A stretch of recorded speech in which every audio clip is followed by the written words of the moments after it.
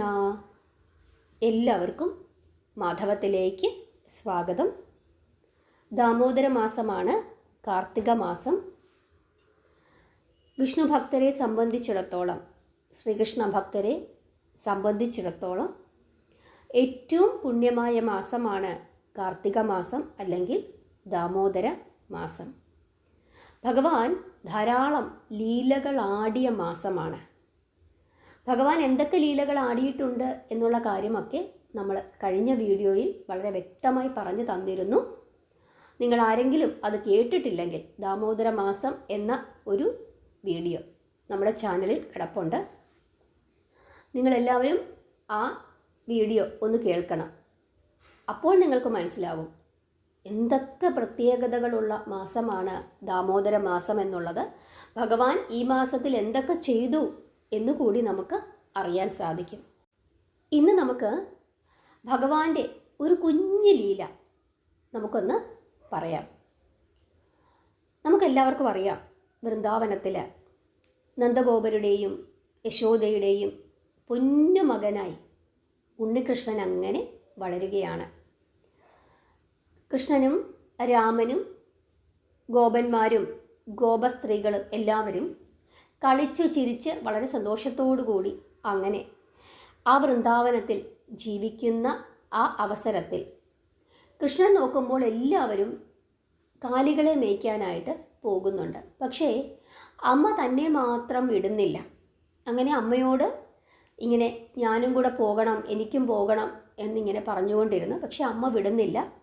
വെയിലാണ്, ചെളിയാണ്, മഴയാണ് എന്നൊക്കെ പറഞ്ഞ് ഓരോ ദിവസവും അമ്മ ഇങ്ങനെ മുടക്കം പറഞ്ഞുകൊണ്ടിരിക്കും. അങ്ങനെ ഏറ്റവും അവസാനം മകൻ്റെ നിർബന്ധം സഹിക്കവയ്യാതെ മകനെ ഈ ഗോപന്മാരുടെ കൂട്ടത്തിൽ വിടാനായിട്ട് യശോദ തീരുമാനിക്കുന്നു.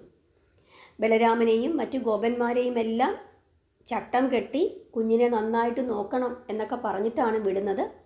നന്നായി ഒരുക്കി മഞ്ഞപ്പട്ടും തളയും വളയും ഒക്കെ ഇട്ട് മുടിയിൽ പീലിയൊക്കെ തിരുകി കണ്ണൊക്കെ എഴുതി വളരെ സുന്ദര കുട്ടപ്പനായിട്ടാണ് വിടുന്നത്.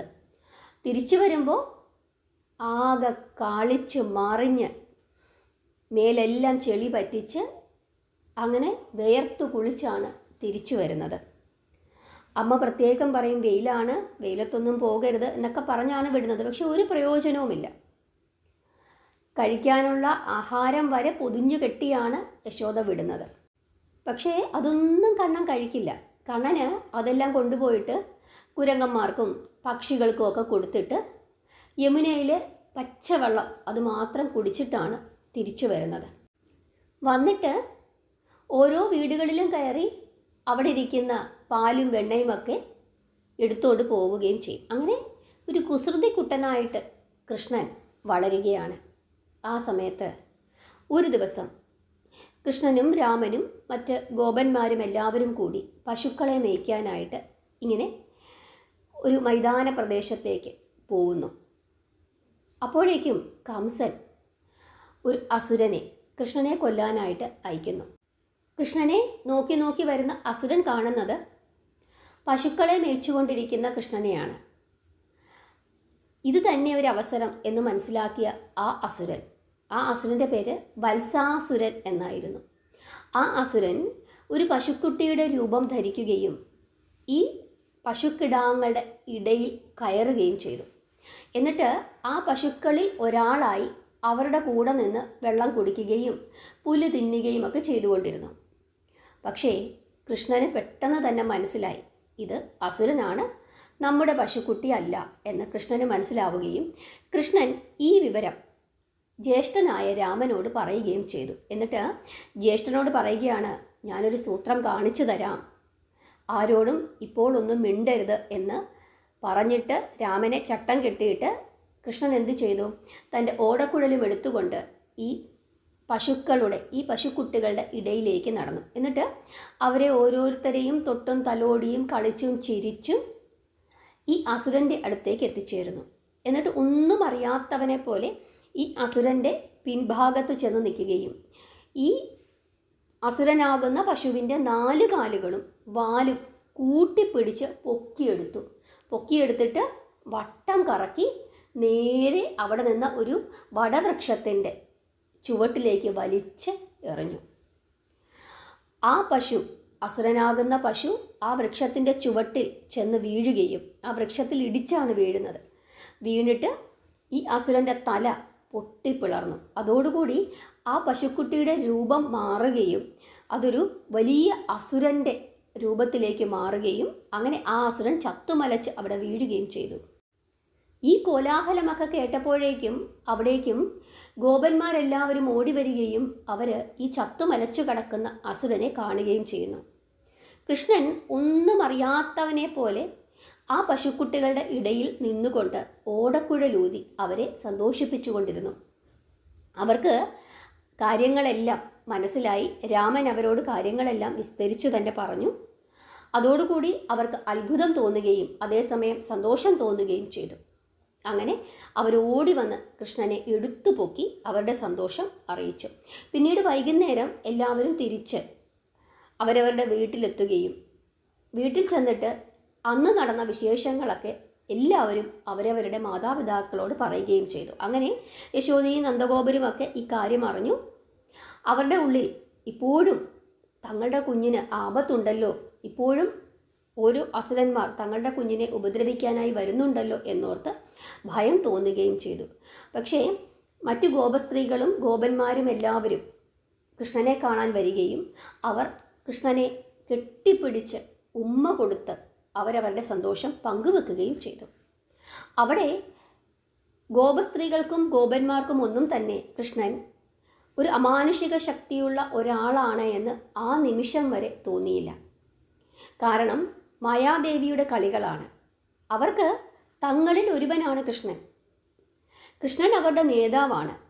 അവർക്ക് കൃഷ്ണനെ അനുസരിക്കാൻ തോന്നുന്നുണ്ട്, സ്നേഹമുണ്ട്. പക്ഷേ ഈശ്വരന് തുല്യനായി അവരാരും കൃഷ്ണനെ കണ്ടില്ല. അവർക്ക് അങ്ങനെ ഒരു തോന്നലില്ലായിരുന്നു. അതിന് കാരണം എന്തുകൊണ്ടാണ്?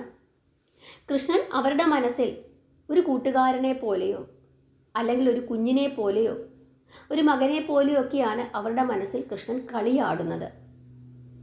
പക്ഷേ ഈ വിവരമറിഞ്ഞ കംസൻ്റെ ഉള്ളിൽ കൃഷ്ണൻ ഒരു അമാനുഷികനാണ് എന്ന തോന്നലാണ് ഉണ്ടായത്. കാരണം അവിടെ കംസൻ ശത്രുവാണ്.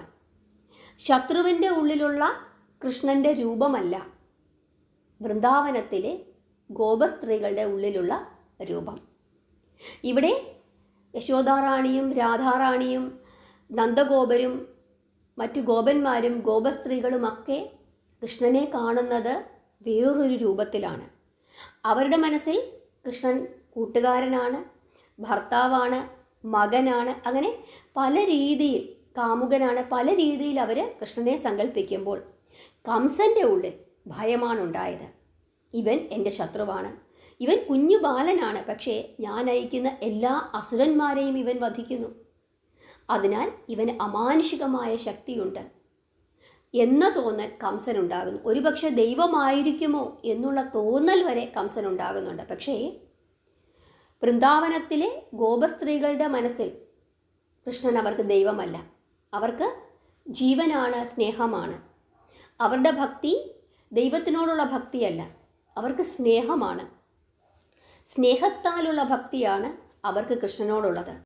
അല്ലാതെ ദൈവീകമായ ഭക്തിയല്ല, ദൈവീകമായ ആരാധനയല്ല ഗോപസ്ത്രീകൾക്ക് കൃഷ്ണനോടുള്ളത്. ഗോപന്മാർക്കും അങ്ങനെ തന്നെ. അവർക്ക് കളങ്കമില്ലാത്ത സ്നേഹമാണ്. ആ സ്നേഹമാണ് ഭഗവാൻ ആഗ്രഹിക്കുന്നത്. അതുകൊണ്ടാണ് ഭഗവാൻ പറയുന്നത്, എങ്ങനെയാണോ നീ എന്നെ കാണുന്നത് അതേ രീതിയിൽ ഞാൻ നിൻ്റെ കൂടെ വരും. നമുക്കൊരു ഉണ്ണിക്കണ്ണനായിട്ടാണ് കൃഷ്ണനെ കാണാൻ ആഗ്രഹമെങ്കിൽ നമ്മുടെ കൂടെ ഒരു ഉണ്ണിയായി കൃഷ്ണനുണ്ടാകും. അതല്ല, നമുക്ക് നല്ല ഒരു സുഹൃത്ത് വേണം, നല്ലൊരു വഴികാട്ടി വേണം എന്ന് നമ്മൾ ആഗ്രഹിക്കുന്നുണ്ടെങ്കിൽ പാർത്ഥസാരഥിയായി ഭഗവാൻ എന്തു ചെയ്യും? നമ്മുടെ കൂടെ ഉണ്ടാകും.